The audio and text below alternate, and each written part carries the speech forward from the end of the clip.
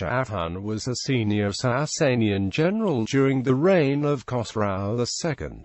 He was a member of the House of Spandiyadh. Biography. Shahin is first mentioned in 602, after the outbreak of the Byzantine-Sasanian War of 602–628, where he commanded the forces invading Byzantine territory in the Transcaucasia, winning a battle against Dementiolus near Theodosiopolis in 607/8.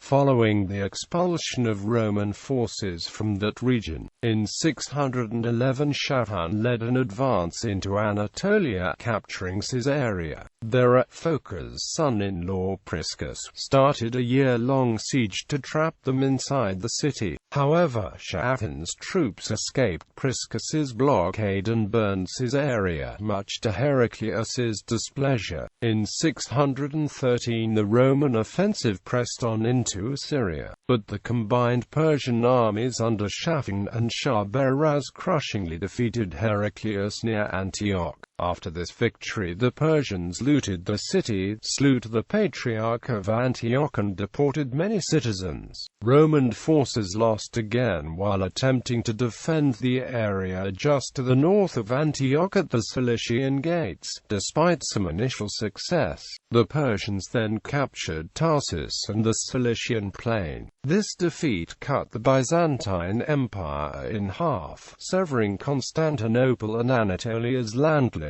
to Syria, Palestine, Egypt, and the Exarchate of Carthage. In 614 Shahin was able to campaign all the way across Anatolia to Chalcedon on the shore of the Bosphorus opposite Constantinople. On the shore of Chalcedon, Heraclius held a conference with Shahin, who, before Heraclius descended from his galley, saluted with reverence and pity the majesty of the purple. The friendly offer of Shahin to conduct an embassy to the presence of the great king was accepted with the warmest gratitude, and a prayer for pardon and peace was humbly presented by the Praetorian prefect, the prefect of the city, and one of the first ecclesiastics of the Patriarchal Church.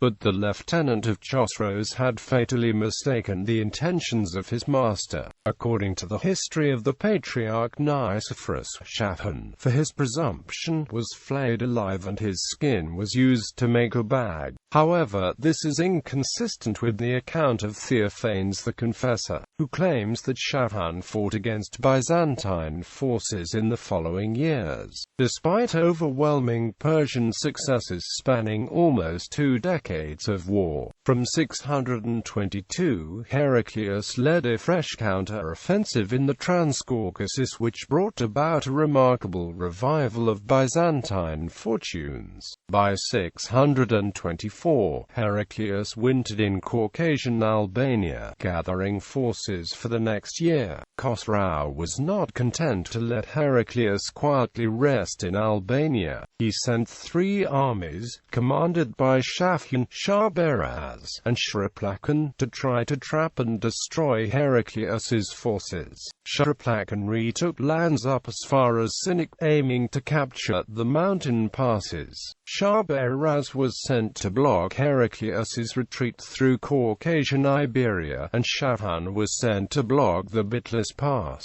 Heraclius, planning to engage the Persian armies separately, spoke to his worried Lazark, Abashquian, and Iberian allies and soldiers, saying, "Do not let the number of our enemies disturb us.